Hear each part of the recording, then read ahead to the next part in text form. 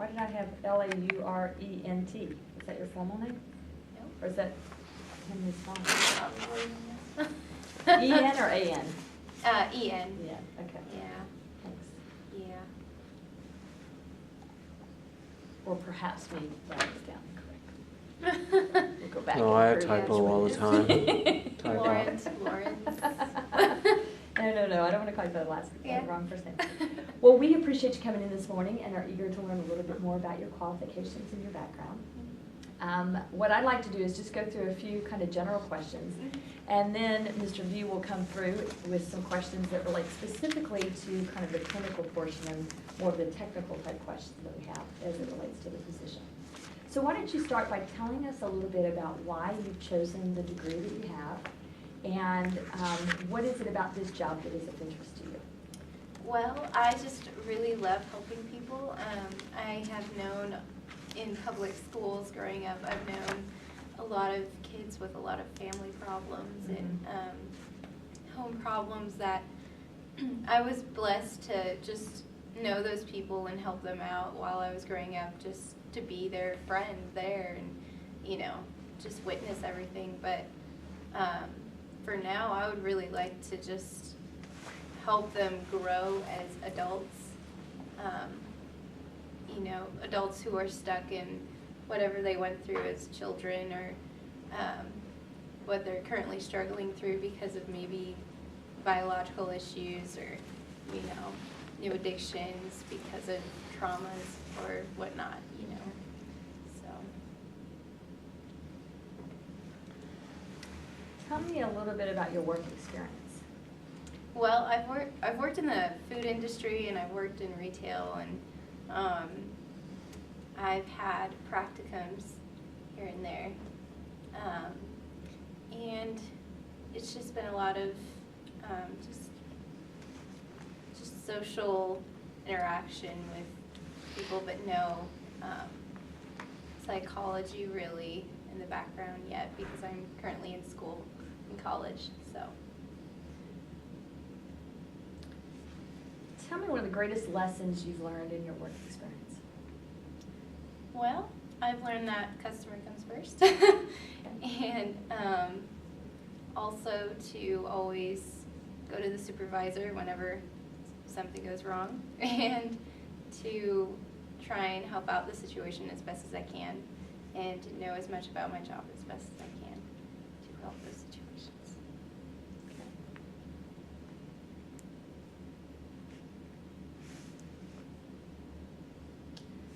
Tell us about a time when you had a coworker or a fellow student whose style was completely different from your own.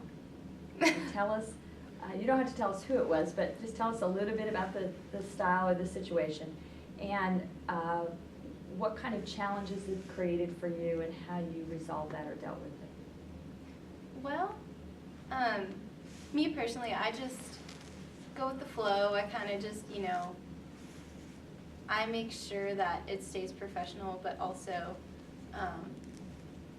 you know, we stay courteous of each other and aware of each other's differences, but also, since we are aware of those differences, we are accepting towards each other on a professional degree to where we can tolerate each other and learn to be friendly.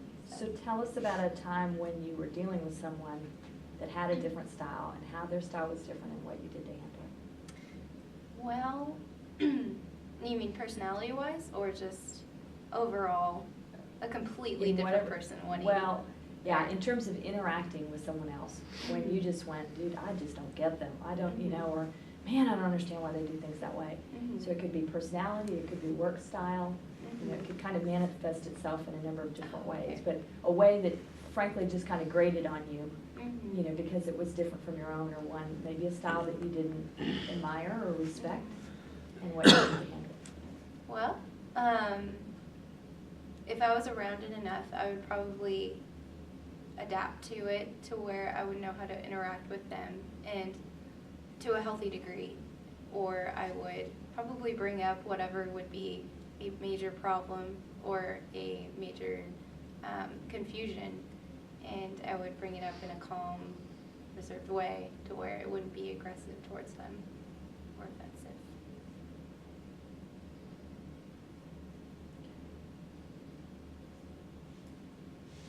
Tell us about your favorite professor and what it is about his or her style that is so effective or enjoyable for you. Well, not just because, Bellevue is here, but I would have to say Bellevue. I actually have two. That's okay. Sure. I love all of the professors here. They're all really great, but the ones that I've grown closest to were probably Bellevue and Daleen Fisher, just because they are so relatable and also really just casual and easy to talk to, and also are interested in the same things as I am, which is why I'm in their classes for psychology. So I learn a lot from them.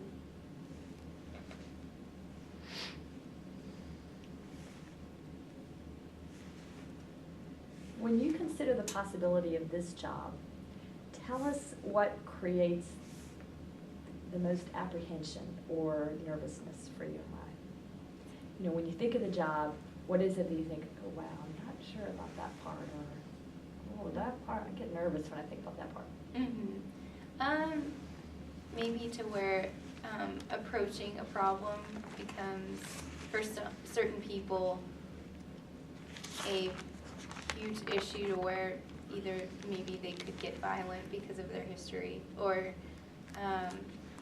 maybe they could become closed off, and trying to really just understand different people's personalities to where I can surface with them to where they would be comfortable enough to telling me more about everything, to where they would trust me and not see me as this cold-blooded doctor trying to pry out all of their past.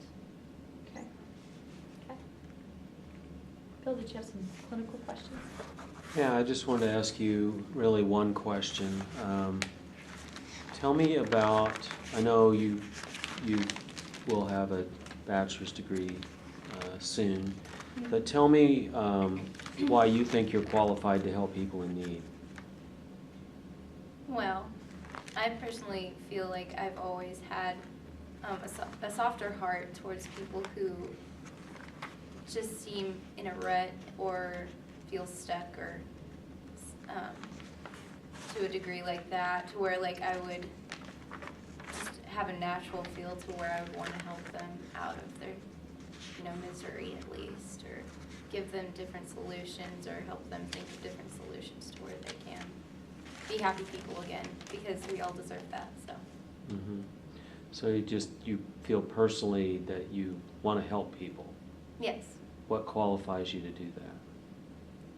Well, an understanding of the culture differences, different social interactions with people, just an overall understanding of just different social groups and how to adapt, I would say, and try and put yourself in their shoes. Empathy, sympathy. And would you say that you've learned most of that from classwork, or where have you learned that? I think life in general helps everybody learn more about different people and their strengths in helping people.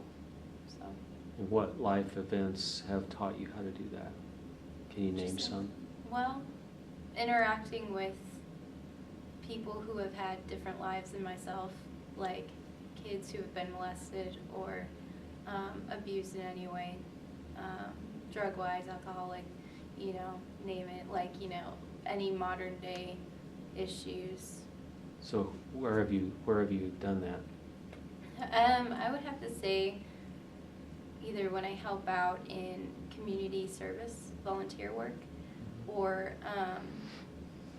just when I travel, I meet new people and I hear different testimonies, and especially back in school, all your friends go through different family backgrounds, and you see how different your life is compared to theirs. Can you tell us a little bit about what community service projects you've been involved in?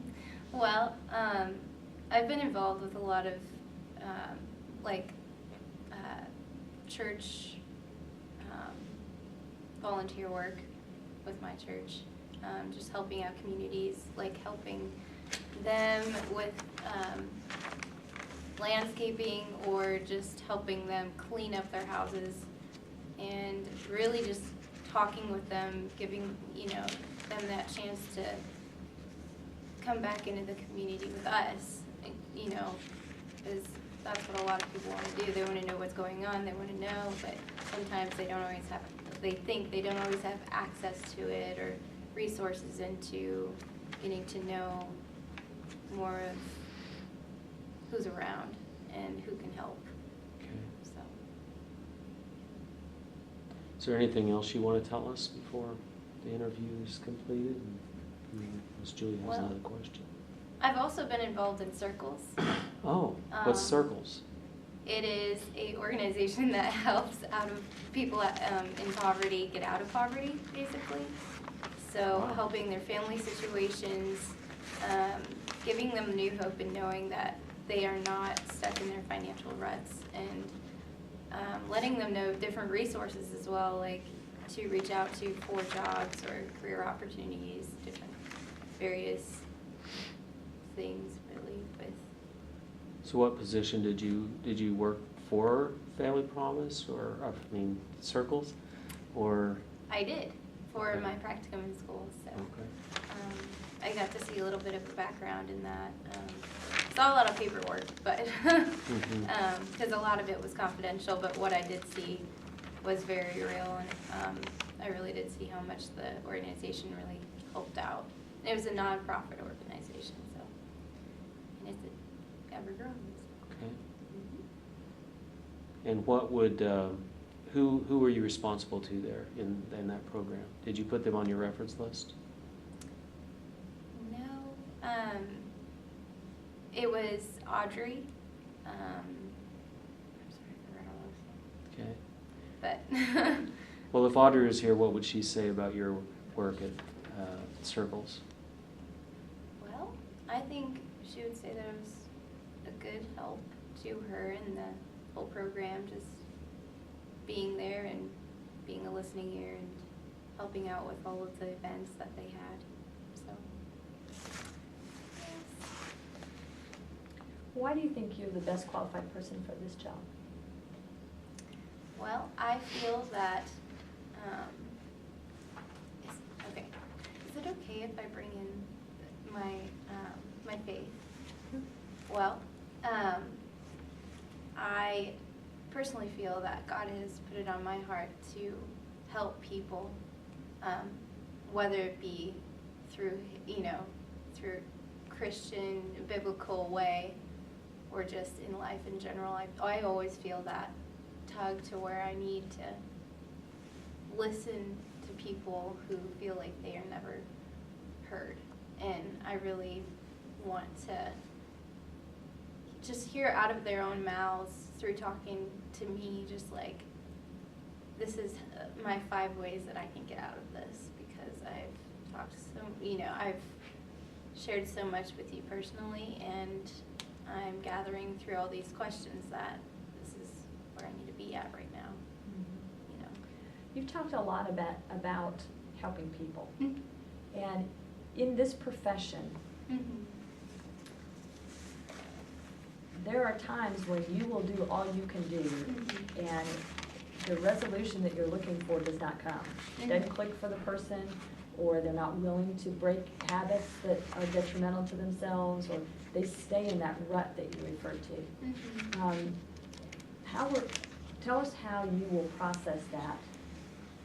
Well, I know different people will take it differently, and also just some people really, like you said, won't feel like there is a solution.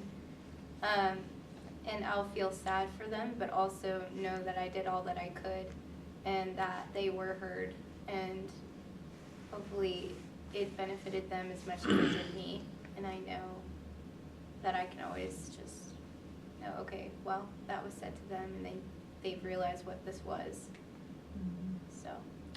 So that client keeps coming back to you week after week after week after week. Mhm. It's not getting better, they're not taking your advice, Mhm. assuming you're giving it. Mhm. I would probably refer them to a different counselor or psychologist, just because if I wasn't helping them to my fullest ability, I would want them, if they were paying for my service, I would want them to go to a person that could possibly help them out more than I could. So, Good. Anything else you can think of? well, Anything else you want us to know about your qualifications?